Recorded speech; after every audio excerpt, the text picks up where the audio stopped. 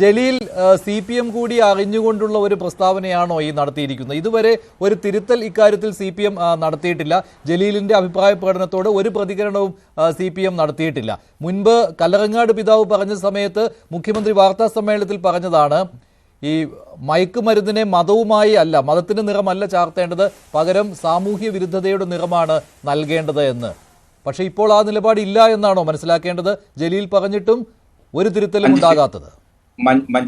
അതില് CPMന്റെ നിലപാടിനപ്പുറം വളരെ കൃത്യമായി ശ്രീ KT ജലീൽ തന്നെ തന്റെ ഫേസ്ബുക്ക് പോസ്റ്റിൽ CPMന്റെ നിലപാടല്ല താൻ പറഞ്ഞിട്ടുള്ളത്, തന്റെ വ്യക്തിപരമായ നിലപാടാണ് പറഞ്ഞിട്ടുള്ളത് എന്ന് വളരെ കൃത്യമായിട്ട് അദ്ദേഹം പറഞ്ഞിട്ടുണ്ട്. ഒന്ന്.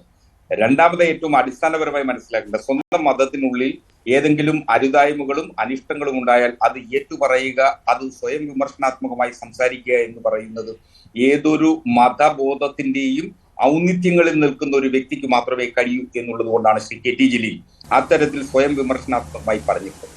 അത് കേരളത്തിലെ ക്രൈമുകളുടെ കണക്കുകൾ പരിശോധിച്ചു കഴിഞ്ഞാൽ ഈ നർക്കോട്ടിക് കേസുകളിൽ പെടുന്ന ചെറുപ്പക്കാരായിട്ടുള്ളവരിൽ മുസ്ലിം വിഭാഗത്തിൽ നിന്നുള്ള ആളുകൾ അല്ലെങ്കിൽ മുസ്ലിം നാമധാരികളായിട്ടുള്ള ആളുകളുടെ എണ്ണം ക്രമാനുഗതമായി വർദ്ധിക്കുന്നു എന്നുള്ള വസ്തുതയും സത്യവും അത് അങ്ങനെ നിഷേധിച്ചു കൊണ്ടുപോകാനാവില്ല. എന്തുകൊണ്ടത് സംഭവിക്കുന്നു എന്നുള്ളതിനെ കുറിച്ച് മതം നൽകുന്ന ധാർമ്മിക ബോധത്തെ സംബന്ധിച്ച് വളരെ കൃത്യമായി ഏതെങ്കിലും തരത്തിൽ അപര്യാപ്തത തോന്നുന്നു, ആ ധാർമ്മിക ബോധം കൃത്യമായി മുസ്ലിം സമുദായങ്ങൾക്കിടയിൽ പ്രവർത്തിക്കുന്നില്ല, അല്ലെങ്കിൽ അവരുടെ ആന്തരികമായി അത്തരം പ്രവർത്തനങ്ങൾ നടക്കുന്നില്ല എന്നുള്ളതിന്റെ ആത്മരോക്ഷത്തിലാണ് അദ്ദേഹം മതപണ്ഡിതന്മാരുടെ ഒരു സദസ്സിൽ ഇങ്ങനെ പറയേണ്ടി വന്നിട്ടുള്ളത്. അപ്പോൾ ഇവിടെ മുഹമ്മദ് അലി കിനാലൂർ പറഞ്ഞ കാര്യം ഈ ഒരു സാഹചര്യത്തിൽ അത് പറയേണ്ട ഈ ഒരു സാഹചര്യം എന്ന് പറയുന്നത് അത് പറയേണ്ട ഒരു സമയമായിരുന്നു എന്നാണ്. കാരണം അത് സംഘപരിവാർ അത് മുതലെടുക്കും. മാത്രമല്ല സമൂഹത്തിൽ ആ രീതിയിലുള്ള ചർച്ചകൾ നടന്നുകൊണ്ടിരിക്കുന്ന ഒരു സമയം കൂടിയാണ്.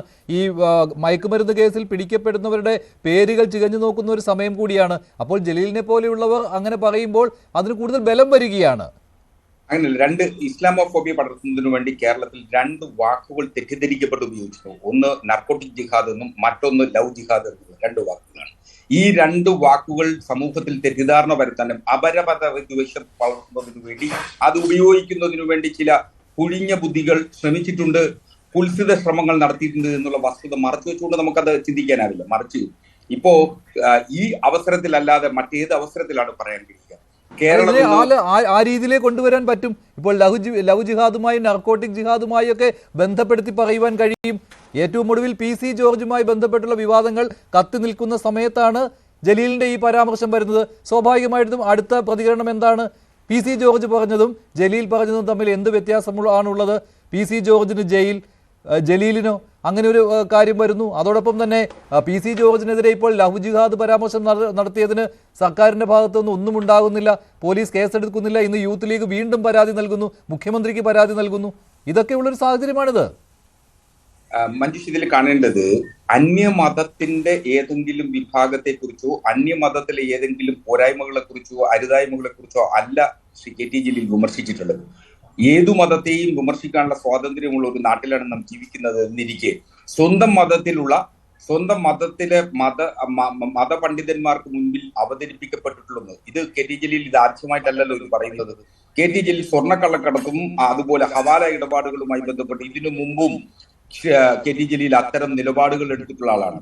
അത് പാണക്കാട് തങ്ങൾ ഫത്വ പുറപ്പെടുവിക്കണം എന്ന ആവശ്യം പോലും അദ്ദേഹം അങ്ങറ്റം വരെ പോകുന്ന തരത്തിൽ അദ്ദേഹം പറഞ്ഞിട്ടുണ്ട്.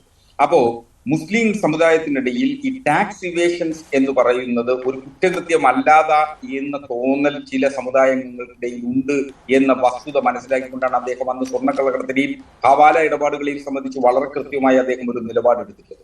അപ്പൊ അദ്ദേഹം പറയുന്നത് അദ്ദേഹം പ്രവർത്തിക്കുന്നതും ഒരേ രീതിയിൽ പോകുന്നു എന്നുള്ളതിന്റെ സൂചനയാണ് ഇപ്പോൾ ഏറ്റവും ഒടുവിലത്തെ സംഭവം. ഇത് ഈ സന്ദർഭത്തിലല്ലാതെ മറ്റൊരു സന്ദർഭത്തിൽ പറയാൻ കഴിയില്ലെന്ന്. കേരളം ഇന്ന് മയക്കുമരുന്നിന്റെ ഭീകര താണ്ഡവം നടക്കുന്ന ഒരു ഘട്ടത്തിൽ അതുമൂലം കേരളത്തിൽ സംഭവിക്കുന്ന മാനസികവും ചെറുപ്പക്കാർക്കുണ്ടാവുന്ന അപകടങ്ങളും ഒക്കെ തന്നെ നമ്മുടെ മുന്നിലുണ്ട്. കേരളത്തിൽ വർദ്ധിച്ചു വരുന്ന കൊലപാതകങ്ങളുടെ പിന്നിൽ ഈ മയക്കുമരുന്നുകളാണ്.